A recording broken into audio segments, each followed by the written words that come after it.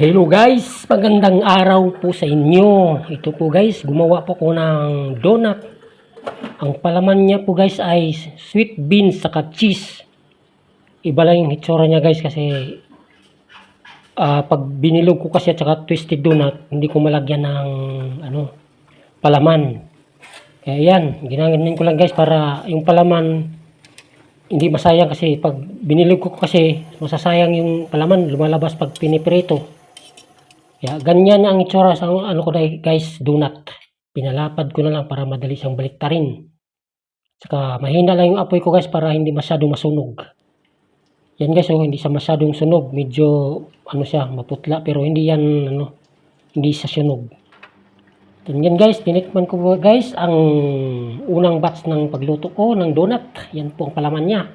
Sweet beans saka cheese. Masarap sa guys pag mainit pa yung donut. Masarap sa kainin. Yan ang aking donut na niluto ngayon.